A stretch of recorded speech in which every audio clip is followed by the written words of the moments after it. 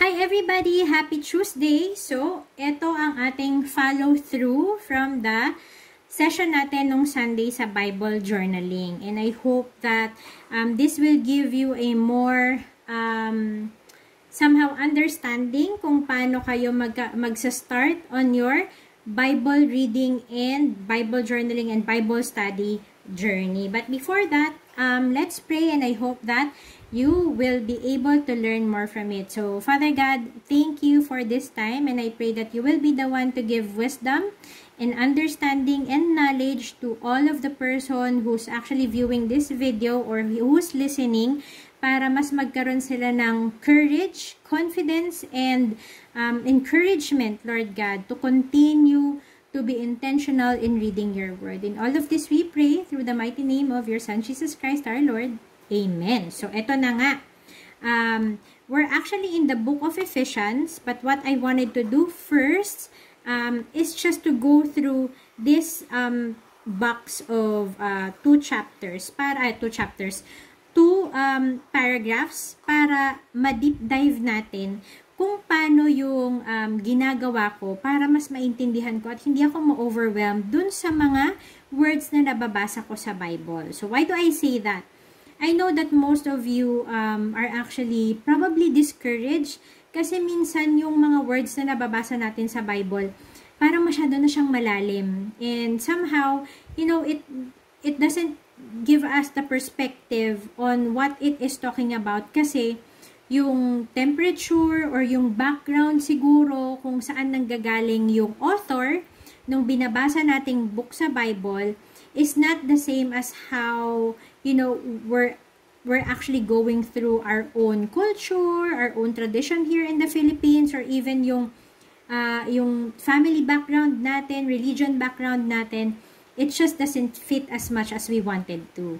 Kaya ngayon, ang ating agenda is to make sure na magkakaroon tayo ng instructions, or not instructions from me, but at least somewhat guidelines kung paano ko siya ginagawa. And I hope that whatever that I'm doing would also be applicable to you, would also help you to be encouraged to go through and read through yung ating Bible, diba? So, let's go and read through ito munang paragraph dito sa Book of Ephesians. So, first is yung greeting. So, ito yung letter ni Paul sa Ephesians, sa mga Ephesians or sa church in Ephesus. So, sabi ni Paul, an apostle of Christ Jesus by the will of God, to the saints who are in Ephesus and are faithful in Christ Jesus, grace to you and peace from God our Father and the Lord Jesus Christ. To the saints doesn't necessarily mean yung mga named saints.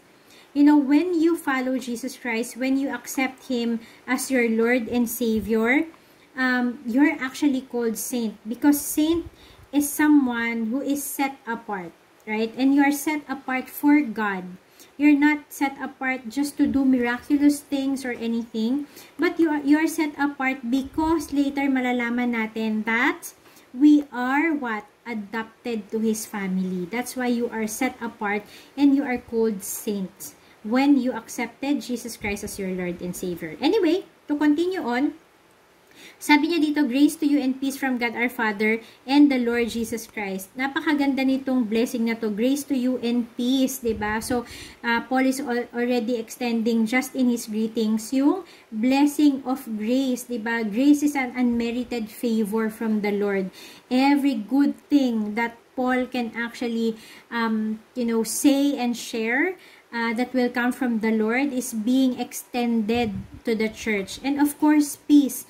This is something that we cannot really buy, right? So, napakaganda nung blessing na ina-extend agad ni Paul dun pa lang sa unang paragraph niya. And then, eto na. Apart from the grace and peace na gustong i-extend ni Paul, ine-explain niya dito about spiritual blessings in Christ. So, dati iniisip ko, 'di ba, parang tayo, because we are human being, we know that our needs are most of the time tangible, right? Of course, we know we need peace, patience, kindness, goodness, but those are like intangible, right? Most of the needs that we have are tangible, and those are the ones that we prayed for. And I'm not saying it's not good, right? Kasi may needs naman talaga tayo, and we ought to lift it up to God in prayers, right? But this one, I became interested in this kasi sabi niya spiritual blessings. So let's read through everything, and then mamaya papakita ko sa inyo kung paano ko pa mas naintindihan yung mga sinasabi niya dito. That's why you can see here I have highlighted them, encircled them, highlighted, encircled, because these are the words that I wanted to understand more. And mamaya makikita natin paano ko siya mas naintindihan. Alright, so let's go through this. Blessed be the God and Father of our Lord Jesus Christ, who has blessed us in Christ with every spiritual blessing in the heavenly places, even as He chose us in Him before the foundation of the world, that we should be holy and blameless before Him. In love, He predestined us for adoption to Himself as sons through Jesus Christ, according to the purpose of His will, to the praise of His glorious grace with which He has blessed us in the Beloved. In Him we have redemption through His blood, the forgiveness of our trespasses according to the riches of His grace, which He lavished upon us in all wisdom and insight, making known to us the mystery of His will, according to His purpose, which He set forth in Christ as a plan for the fullness of time to unite all things in Him, things in heaven and things on earth. O, diba? Parang napaka-mouthful niya, napaka-wordy nung ating binasa. And sometimes, diba, kapag binabasa natin to parang ano daw, parang napakaganda niya sa pandinig, pero ano daw, what does it mean? What does it mean to have, what is a spiritual blessing, diba? Anong ibig sabihin na predestined us for adoption to Himself when we know that we are children of God?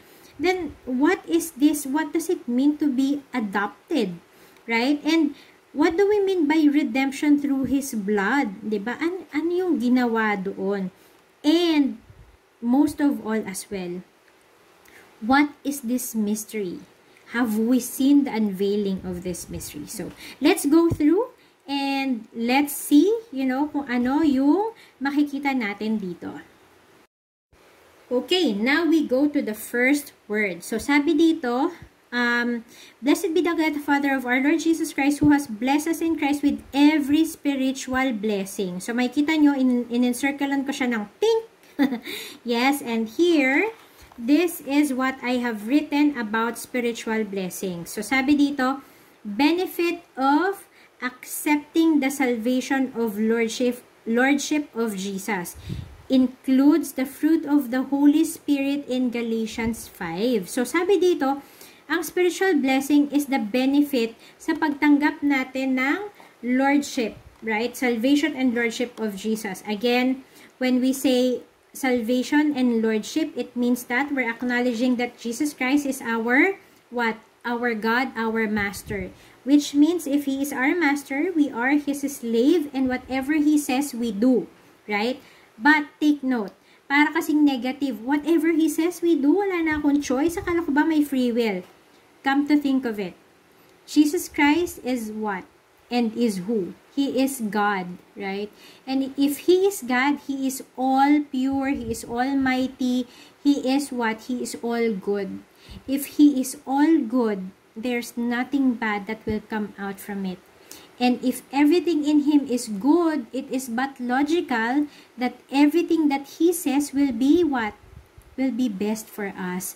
So, if He is our Master, and if He says something, and if we follow everything that He says, then the fruit would be good, right? Kasi good lang ang meron si Jesus Christ. Nothing bad will come from Him. So, if I will to choose, would I yield to Jesus? Would I follow Him, or would I follow myself? I would follow Jesus because I don't even understand myself, right? And if I will follow myself, I would just stumble into, things that I'm not sure if it's actually good or bad for me. But with Jesus, I know that everything is good. Anyway, so let's see. Ano nga ba ang spiritual blessings na sinasabi dito sa Galatians 5. So, eto na. Sabi sa Galatians chapter 5, start tayo ng verse 16 up to verse 24 or verse 26. But I say, walk by the Spirit and you will not gratify the desires of the flesh. Flesh, it means our body. Ngayon, etong pagkatao natin. For the desires of the flesh are against the Spirit, and the desires of the Spirit are against the flesh. For these are opposed to each other. Hindi sila magpapanagpo. Whatever the flesh desires is contrary to what the Spirit desires, because the Spirit is all good. But the flesh, it contradicts it. Right? Makikita natin bakit. Opposed to each other to keep you from doing the things you want to do. But if you are led by the Spirit, you are not under the law. Now the works of the flesh are evident. Sexual immorality, impurity, sensuality, idolatry, sorcery, enmity, strife, jealousy, fits of anger, rivalries, dissensions, divisions, envy, drunkenness, orgies. All things like this. So, ayan yung mga desires ng flesh natin. Right? We know that most of this, if not all, pero alam natin, all according to God, these are immoral acts, right? But, as this world progresses, it actually evolves depending on the opinion of other people. And that's why it is really good to read the Bible, because we would be able to see what is the foundation of truth in reference to what is moral according to God, right? So that is the desires of the flesh. So sabi dito, as I warn you, as I warned you before, that those who do such things will not inherit the kingdom of God. But the fruit of the Spirit is love, joy, peace, patience, kindness, goodness, faithfulness, gentleness, self-control. Against such things there is no law.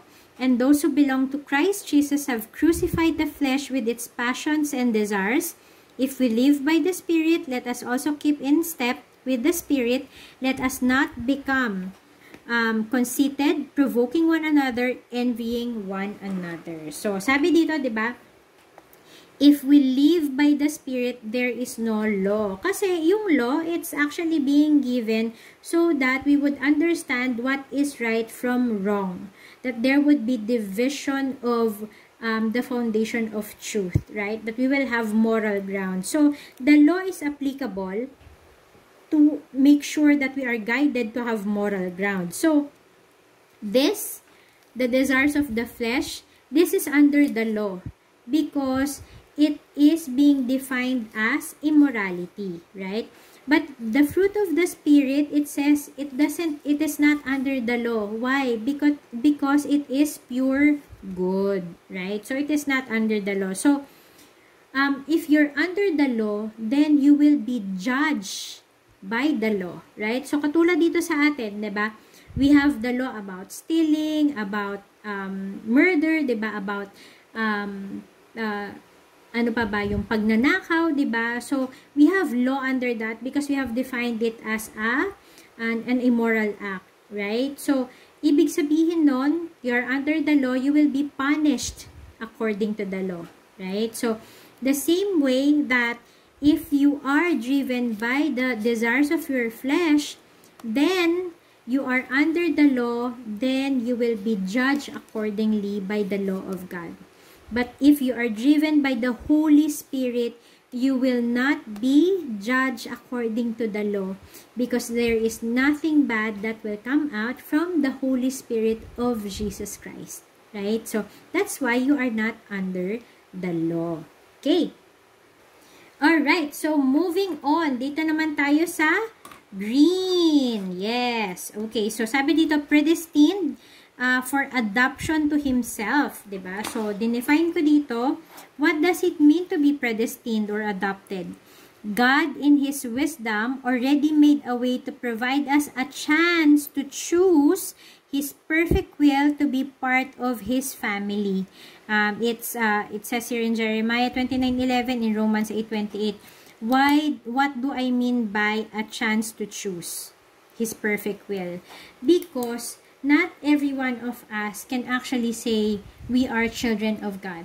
That's why He has a plan to make sure that we are adopted to His family, right? So, what do I mean by that? The very reason that we have a chance to choose, it's because God also bless us with free will. Hindi niya tayo ginawang robot. So, even if there is a way for us to become His sons and daughters, God wanted us to make that choice. He will not make that choice for us, but He will make sure that it will be available if we wanted to take that chance, to make that choice, right? So, tayo pa rin yung gagawa ng choice natin if we wanted to accept the salvation that Jesus Christ has given us on the cross. And with the acceptance of His salvation, that also comes the acceptance that He is our Master. That we should follow His footstep, that we should also live out to the purpose of our life according to God, right? But if we chose not to accept Jesus Christ, then what does it mean? We are rejecting the chance to become God's adopted sons and daughter. Okay, so there's only two options, right? The option is to be adopted by accepting Jesus Christ as our Lord and Savior, or rejecting Him, thus rejecting to be adopted to God's kingdom. Okay? So, we know that in Jeremiah 29:11, it says here, "For I know the plans I have for you, declares the Lord, plans for welfare and not for evil, to give you a future and a hope." So that's His plan for us, to make sure that we have a good well-being, not for evil, right? So that's the choice. If we will choose Jesus Christ, we will be redeemed from the pits of hell, right? And then we will be adopted sons of God. And that would be our hope. That eventually when we leave this earth, then what? We will be with Jesus in paradise. So that's His plan. And let's go to Romans 8:28. So Romans 8:28, "And we know that for those who love God, all things work together for good, for those who are called according to His purpose." Of course, when this is said that for those who love God, these are the people who chose to accept Jesus Christ as their Lord or Master and Savior. And everything else will work together for the good of those who are called according to His purpose, right? So for those who accepted Jesus Christ's Lordship, then you will eventually learn the purpose of your life, of what, how and what you should live your life while you are here on earth. And eventually, this will be a ground for you to leave a legacy for those who will go after you, so that they too will know how good it is to have Jesus Christ in their life. Okay, next of course is the redemption through His blood, diba? So redemption, what does it mean by redemption? Redemption through Jesus, perfect man and God, sacrificed by dying on the cross and resurrected from the dead.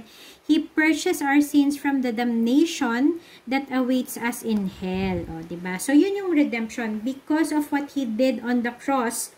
By sacrificing Himself there, shedding all of His blood, dying on the cross, and then what? Resurrecting after 3 days, He was able to purchase us from the penalties of our sin, which is damnation in hell for all eternity, right? So, what do we mean by Jesus Christ, pouring out His blood for the purchase of our sins? I watched this, I'm not sure if it's Mel Gibson film. I forgot the title. Pero lagi siyang pinapalabas tuwing Holy Week. Napakagandang realistic movie. But we know that Jesus Christ shed all of His blood from the cross. Kasi yung mga Roman soldiers nun, they are actually making sure na talagang yung naka-crucify, that they are already dead by trusting on the side of this, of somebody who's actually crucified. Yung pinipierce nila yung side. And then, if water gushed out from the side of that person, they already knew that that person is dead. Why? Because yung pinakahuling liquid na lalabas sa katawan natin is water. And when water comes out, that means you've already lost all of your blood, right? Because we know that blood is being pumped by the heart so that the oxygen will reach the brain. And the brain is coordinating all of the function of our body. If there's no oxygen, the brain will be dead. Nothing can be coordinated on our entire being. So, nung pineers nila yung side ni Jesus Christ, water gushed out, they knew. They already knew that Jesus Christ already died on the cross at that time, right? And then, they buried him, but to everybody's surprise, not us, because we know Jesus is God, that he rose on the third day, right? He was able to rose himself from the dead because he is God. Okay, so that's the redemption. So let's see in Colossians chapter 1 verse 14. So it says here, in whom we have redemption, the forgiveness of sin. So yun ang sabi. And in Romans chapter 1 verse 16, for I am not ashamed of the gospel, for it is the power of God for salvation to everyone who believes, to the Jew first and also to the Greek. So we know, right? We know that this is God's will, that the salvation will eventually be not only for the Jew but for the Gentile as well. Teka lang. Mamaya pa to. Sorry. So, mamaya malalaman natin what does it mean, but we should actually go to Matthew 26:28 instead. So it says here from Matthew chapter 26 verse 28, for this is my blood of the covenant which is poured out for many for the forgiveness of sin. So yun yung sinasabi doon, that Jesus Christ shed his blood for the forgiveness of our sins so that we will be redeemed. So that's why when you accepted what he did on the cross, then you accepted his salvation and lordship of your life. And let's go to the last word of this paragraph. It says here, mystery of his will according to his purpose. So, ano kaya ibig sabihin ng mystery of his will? Ano yung mystery na yon? So, the mystery of his will, that the salvation comes first to the Jew, then to the Gentile. So, hanapin natin yung Acts 11:18. Okay, so Acts 11, verse 18, when they heard these things, they fell silent, and they glorified God, saying, then to the Gentiles also, God has granted repentance that leads to life. So, what is the mystery? The mystery is that the salvation is not only for Jews, right? So, of course, Jesus Christ is a Jew. He came there, he preached, he gave them the chance to accept that he is the Messiah and that he fulfilled all of the prophecies. Some have accepted him, but some actually rejected him. That's why he was crucified. And because of that rejection, that actually bring forth salvation to the Jews as well. That's why Paul was actually called on his mission to preach the gospel to the Gentiles also. And because of that, here we are. We actually have the Bible. We are hearing about Jesus' offer of salvation and lordship to us.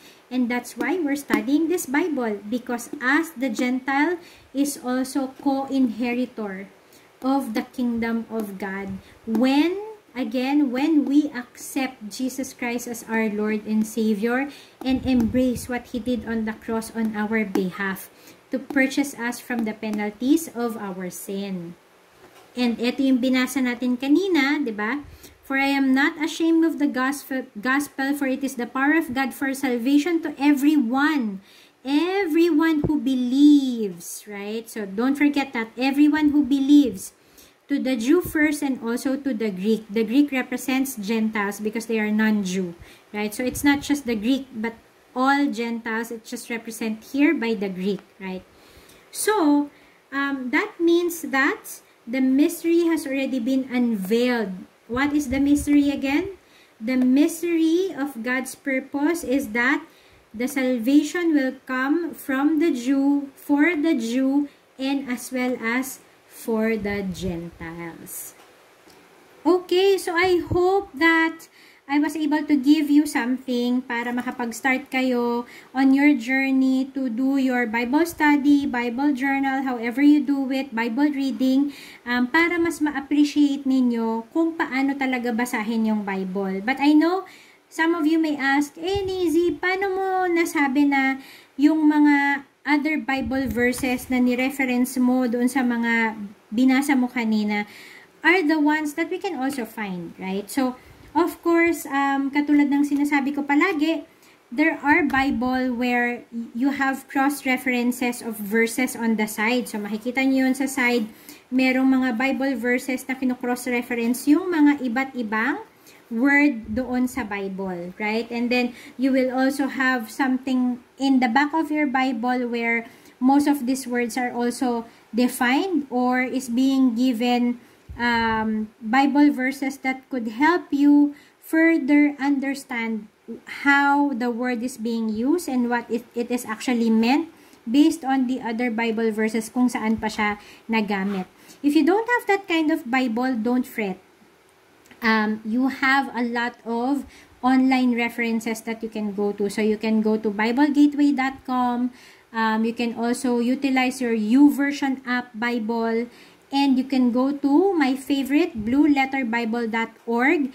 Bukod sa cross-reference, bukod sa iba't ibang Bible versions, you can also find commentaries of different scholars that study the Bible. So, marami kayong mapupulot doon. And, you know, whenever you read the Bible, always pray. Pray that the Lord will give you the wisdom. Pray that the Lord will give you understanding. And as well as resourcefulness, kung paano mas maiintindihan ninyo yung binabasa ninyo doon sa Bible. So, I hope this gives you something. If you have questions or suggestions for the next topic or anything that you wanted to learn that maybe I can accommodate, or if I cannot accommodate, syempre magtatanong din ako sa iba, then I can teach you the same thing, right? So, just don't hesitate to comment down below or send me a message. I'll make sure to read through it and, you know, maybe accommodate that in the next video. So, I hope that you'll have a very nice Tuesday, and I hope that you'll have a very great entire of the week and be blessed. I hope that you'll give this a like if this helps you, or maybe share this to other people that you think will also benefit from the video. So, I'll see you guys again next time.